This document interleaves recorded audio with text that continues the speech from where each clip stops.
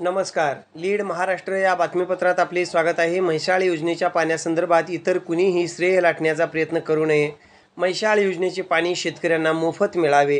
तांत्रिक विभागातील भ्रष्टाचारी अधिकाऱ्यांच्यावर कारवाई व्हावी यासाठी राष्ट्रवादीचे जिल्हा संघटक विज्ञान माने यांनी गेल्या 3 महिन्यापासून वेळोवेळी उपोषणं आंदोलनं करून या प्रश्नासंदर्भात अनेक वेळा आवाज उठवला आहे. त्यांच्याचमुळे म्हैसाळ योजनेचे पाणी शेतकऱ्यांना मोफत मिळत आहे. मिरज तालुका दुष्काळग्रस्त असल्यामुळे तसेच म्हैसाळ योजनेचे पाणी शेतकऱ्यांना मोफत मिळण्यासाठी सर्वप्रथम विज्ञान माने यांनी आवाज उठवला. टंचाई निधीतून शेतकऱ्यांना पाणी मिळावे यासाठी त्यांनी उपोषणं आंदोलनं केली आहेत.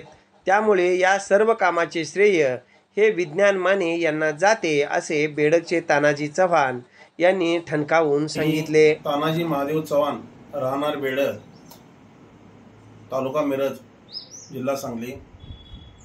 आज गेले 3 महिने ते पाण्याच्या जिवंत प्रश्नासाठी राष्ट्रवादीचे जिल्हा संघटक विज्ञान माने यांनी जनतेचा जो जिवंत प्रश्न विचारात घेऊन त्यांनी जे पाण्यासाठी जी संघर्ष यात्रा चालू केली त्याची सुरुवात सांगलीमधून कलेक्टर ऑफिस पासून तिथून त्यांनी सुरुवात केली.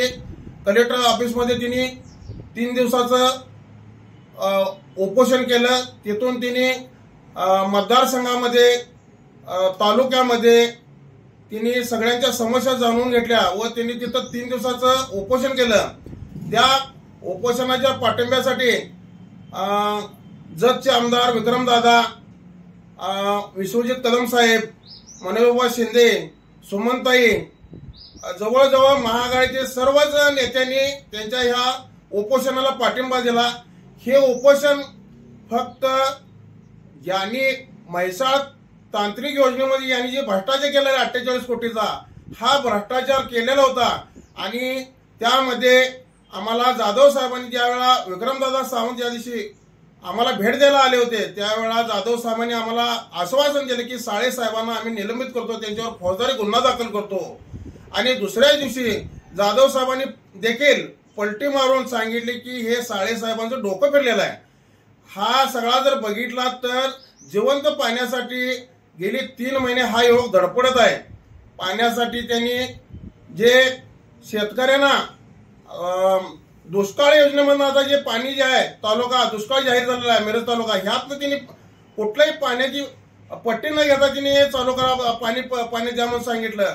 त्यासाठी त्यांनी गेले 3 महिने जे प्रयत्न चालू केलेले आहेत अतिशय चांगल्या पद्धतीनं प्रयत्न केलेले आहेत. काही ठिकाणी त्यांना सलगर या ठिकाणी काही त्यांच्या ह्या पदयात्रेला अडवण्याचा प्रयत्न केलेला आहे.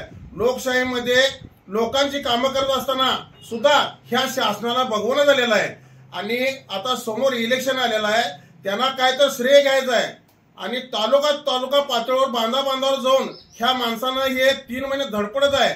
कुठलीही अपेक्षा न ठेवता त्यांना फक्त जनतेला पाणी द्यावं ही त्यांची एक आत्मीयता आहे.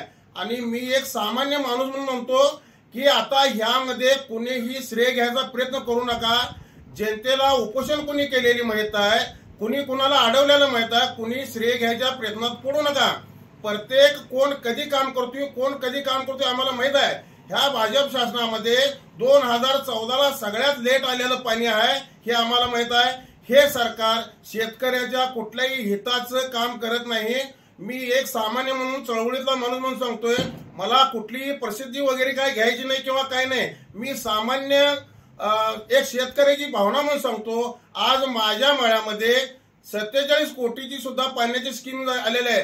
तिथं त्या मळ्यामध्ये 6 ठिकाणी पाईपलाईन गेलेली आहे. रितसर एकही ठिकाणी तिथं चेंबर नाही आहे.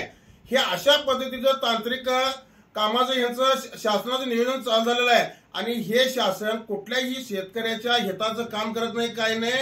आणि यांना जाब विचारायला गेलं तर गेंड्याच्या कातरीप्रमाणे कुठलाही अधिकारी दखल घेत नाही, काही नाही. अशा पद्धतीचं शेतकऱ्याचा हाल होत आहे. तरी कृपया इलेक्शन तोंडावर आले म्हणून कुठल्याही आता नवीन ह्या पदाधिकाऱ्यांनी कुठलाही श्रेय घ्यायचा प्रयत्न करू नका. ज्यानं केलंय त्याचंच नाव घ्या. तुम्ही काय काम केलंय हे तुमची नाव घेतो. तुमच्या कामाचं काम तुम्ही जे केलंय ते तुमचं काम सांगतो आणि विज्ञान मानेने जे काम केलंय ते विज्ञान मानेचं काम सांगतो. आम्हाला कुठलीही प्रसिद्धी घ्यायची नाही किंवा काही नाही. फक्त आम्हाला शेतकऱ्यांच्या जिवंत पाण्याबद्दल जिवंत प्रश्नाबद्दल बोलायचं. आम्हाला कोणावर टीका टिप्पणी काय करायची गरज नाही, काही नाही.